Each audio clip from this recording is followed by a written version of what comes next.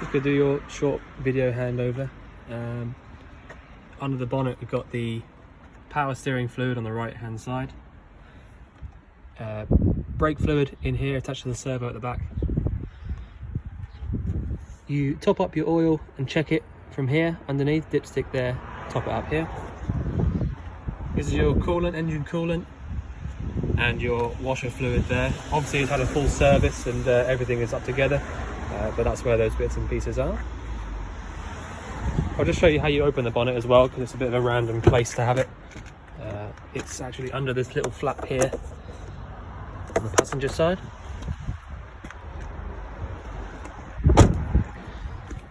This here is the vent for your boiler, so if you ever needed to use it, then you would take it off like so and just leave it off.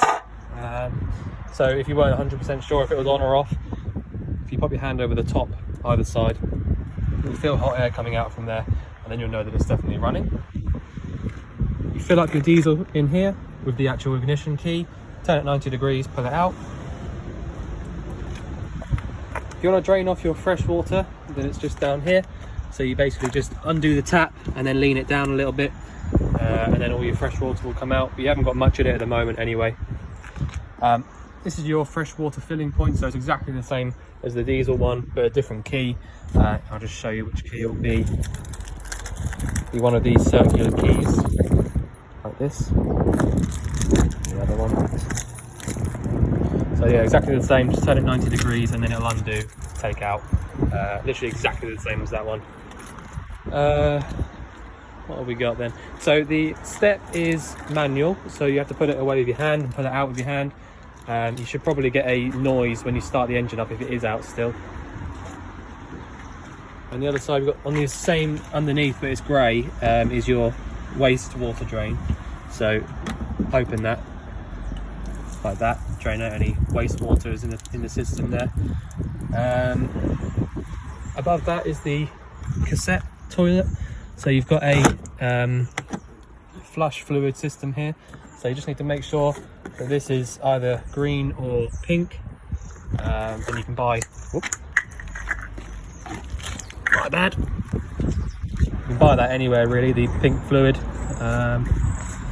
And you've got a gauge on the left hand side, and that's at about the perfect height there, right in the middle. These do get a bit dirty. You can clean them out, but you have to get some kind of a brush to go in there or something, but it doesn't actually come out into the system anyway. So to actually drain the actual cassette out, lift up on the bottom and pull towards, and pull it all the way out. You need to turn this and empty it out, and then inside here is where you fill up your blue fluid. When you are draining it out, if you hold this button at the back, it's a pressure release valve, and everything will come out a lot easier that way. But it's all being lubricated, and so it all works as it should. And then literally push it all the way back in till you can't go anymore, and that's that. Next locker is your gas locker. You've got space for two 6 kilogram propane bottles in here, or two 7 kilo butanes. So your basically it's a pigtail here, so literally it's attached up like that. You don't need to worry about anything else like this black bit at the back. That's literally just for us to test it, pressure test and all that. It's a new bottle, so you've got plenty of gas in there. So yeah, everything's working as it should in that.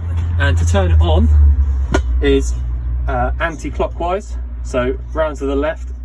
And if you just remember, if you go as far as you can possibly go, like so, it won't go any further now. When you come back to it, you won't be able to get confused as to which way is off, because it'll only go one way. So just a little tip: if you go all the way on, when I go to turn it off, it'll only go one way, which is clockwise, to turn it off. That's it. Doesn't have to be really tight. There's another vent here, trim vent. So this is for your heating. So again, if you weren't sure if that was on gas, pop your hand underneath and you'll feel lots of hot air coming out of there. And alongside that is your hookup point. So if you're on a campsite, pop your hookup in there, and then you can pop the flap down so it won't get wet. But that's that. Right, we go on the inside now. Just show you. You've got a barn door on here as well. So if you undo this, you can actually use this separately and it will shut properly, you know, if you're in the summer, if you're going anywhere, or even if you've got dogs, I suppose. Right, so we've got the control panel above the door here as soon as you walk in, which is probably the most important part. So the top left hand side is basically just how you set the clock and the temperature. So that's that there. I mean, usually wouldn't bother too much about that. I think the clock's right anyway, but the next one down is the battery. So if you click this once, that tells you that in the Caravan, so the leisure battery has got 12.6 volts, which is perfect. That's a really, really good resting battery rate. And then there you go, it's flicked through automatically telling you that the engine battery has got 12.6. Again, absolutely perfect because it's not running. When it starts up, it will go up to sort of 14, that kind of level. So yeah, that's absolutely perfect. 12.5 volts, that's spot on. The next one down is telling you how much water you've got in both tanks. So the one there without a bit at the bottom, just an opening at the top, is fresh. So you've got 29% water in your fresh tank, and then click it again. Oh, it's just a fresh one. Just a fresh one. So, oh, there you go. So that's why it's got that. It's only got the fresh water tank symbol on there. But if you click this, it tells you exactly how much water you got in your fresh tank. And if you remember, before you go anywhere, if you drain both water tanks out, or just empty out your waste tank and fill up your fresh tank to exactly, you know, totally full, then you'll know that your waste tank, sorry, is full when your fresh tank starts getting empty, if that makes any sense. So it's the same size tank, so you'll know that when your fresh tank is getting empty, that your waste tank is nearly full and you need to empty it. But you know, that sort of thing comes with practice anyway. So the main on and off switch for all your 12 volts, you know, bits and pieces like the lights and the ignition on the cooker and your ignition on your fridge and bits and pieces like that, is this top right hand side. These two ones that are on at the moment is just lights. So if you have both of them on, all of your lights will work. And self-explanatory, the one in here is your water pump. So as soon as you turn that on, you'll be able to, you hear it pressurize, and then you'll be able to use water from your taps. One thing to bear in mind is if you're going to use your boiler, so if you want to heat your water up, then you do need to turn the pump on like so, like I've just done.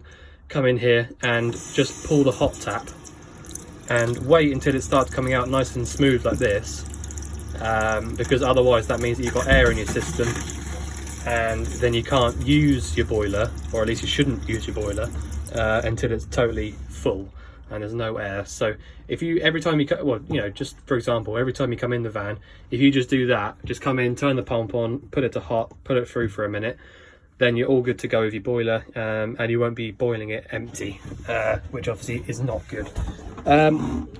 So that's the sink. This is your three-way fridge. So on the left-hand side, this is all, this is only electric on the left-hand side. Okay, so the green one here is for when you've got a hookup cable in, and the red one is for when your engine is running, and that'll only work when your engine's running. So the idea with these fridges is the red one here, 12 volt, will not get it cold on its own. So if you think that you can start the engine up, pop this on and it'll get cold on its own, it just won't. It's not powerful enough to do that. So what you need to do is, before you go anywhere, if you're going to have a full fridge of stuff, what you need to do is either get it cold the night before, or a few hours before at least, on either 240 with a hookup in or gas, and then you can leave these two on like that, okay, so that when you start your engine up, the fridge will automatically switch over to 12 volt.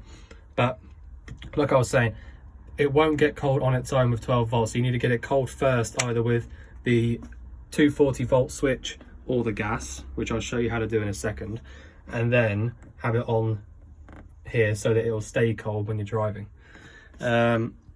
The gas is super easy to use. All you need to do is flick this button up on the right, which is your ignition. You'll see it clicking, see it lighting like that, and you'll hear it as well. So when that's going, all you need to do, don't worry about this one too much, you can leave that about there. Push in and round to the flame. The gas is off at the moment, so it won't light up, but that's all you need to do, okay? And then let out, and as long as that isn't clicking and you can't hear it clicking, and that means it's working. All right, so it has actually lit up right now. It must be a last little bit of gas. So that'll stop in a second and it'll start clicking again. But that is literally all you need to do to turn it on gas. All right, so as long as you've got it on like this and it's not clicking over here and you've got your control panel on, then it's lit. You can, if I just double check this first, yeah, so there is a little peephole down here, so you'll be able to see the flame down there anyway if you weren't 100% sure. So you see there, you've got a nice blue flame. But you know, generally speaking, if you just find that, so it would start doing that if it wasn't lit. Okay, so that's all you need to do on gas. So gas or green electric first, and then leave it on the red switch for when you're driving to keep it cold. And these fridges are spot on. You don't really get any problems from these. So yeah. Okay, so well, I'll show you in the bathroom now. So nice and simple. All you need, you got your bathroom tap in here. You'll notice there's no drain in the sink, and that's because the way to drain it out is literally just to slowly lift this up, and then the water drains out down the back, and there's a plug, or there'll be two plugs actually, one each side. So depending on sort of what angle the van's at, it'll always drain out. And you got a little flick over there. Shower, obviously there, you can take that off there. This whole room's a wet room, so it doesn't really matter if it does get wet wherever. And a nice drain at the bottom. Toilet, I will say one thing with these toilets is that if you find when you're on the outside and you're trying to empty it that you can't pull it out, it won't come out, then all you need to do is come in here and close the flap. Okay, so you'll find that it's open like this. If you can't pull it out, then it means it's open. So you need to come in here and just close it like so, and then it'll come out free, like normal. I think that's it for the bathroom. What else have we got? Nothing in here, just wardrobe in there. I'll just show you, you've got these kind of like safety bits here, so they'll go across the door there, so there's like a double safety. I mean, these, if you go up like this, then that is locked, you won't be able to get through, but you've got, you know, extra bits and pieces there to keep it nice and secure if you're not in here for a while. All of your sort of leisure battery and bits and pieces like that are under this seat here, along with the RCD and bits and pieces, but that should be on your hab sheet anyway. The little switch down here is your 240 for your water heater. So if you had a hookup cable in and you didn't want to use any gas to heat up your water, then you just literally flick that button on there, and then your water will start to heat up via the actual boiler itself, with a little element on the inside. Above that, so everything on the near side, passenger side, is hot water. Okay, so this is the hot water if you wanted to use it on gas. So assuming you've already taken off the vent on the vent cover on the outside, because one, it's dangerous to try it with it on, and two, it won't work.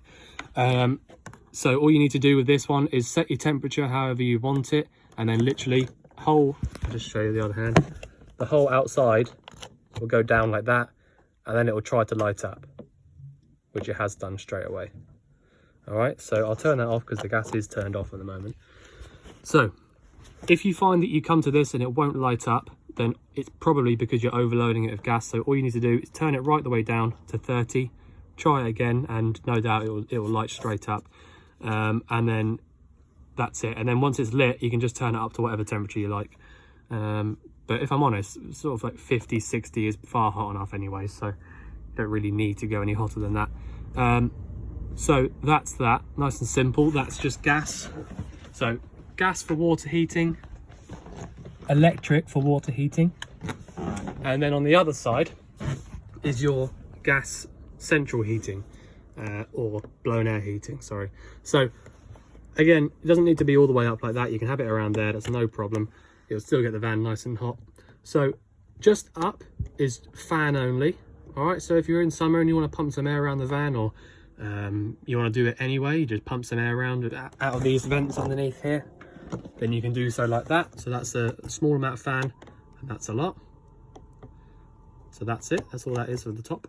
And then the bottom is small flame and large flame, and basically the fan, sorry, will start running again, but you'll have a lot of hot air coming out as well at the same time. So if you go down like that, it'll go green like that, and then literally in a few seconds or so it'll light up, and then you'll get hot air pumping around the van, and that's literally it. So simple to use and nice and tidy out of the way as well, so you could, you know, they're not in your face, these two dials. But that's it. All right, so that did just try the light up just then, but I just sort of switched it off because I know that I've not got the gas on. It's just using the last little bit in the system. Right, up here, not much to show you, I don't think. A lot of storage up there though.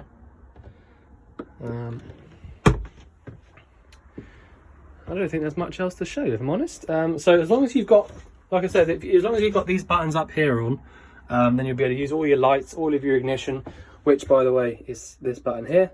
So that'll do every igniter, even for the oven, the grill, sorry. So that's the whole lot there. Let me just bring that down. We got anything else? I don't think so. Oh, here you go. So underneath here, they're all labelled, but these are your gas manifolds. So if, for example, you're on holiday and you thought, oh, I think there's something wrong with the water heater on gas, for example, if you thought you could smell gas or something like that, you can isolate it here so that you can keep on using the van and not worry about it, because that'll totally stop any gas getting towards it from there. And you've got the little vent underneath there that goes out underneath. So it's all been done properly, obviously. So yeah, they all work, and if you did want to isolate anything, just turn it, and then you can just totally forget about it, and then, you know, give us a ring and we'll sort something out for you. But like I said, the whole hab check's been done, so everything is good and working as it should be. And so if you get any more questions or you think I've missed anything out, then obviously let us know. But we look forward to seeing you soon. Thanks very much.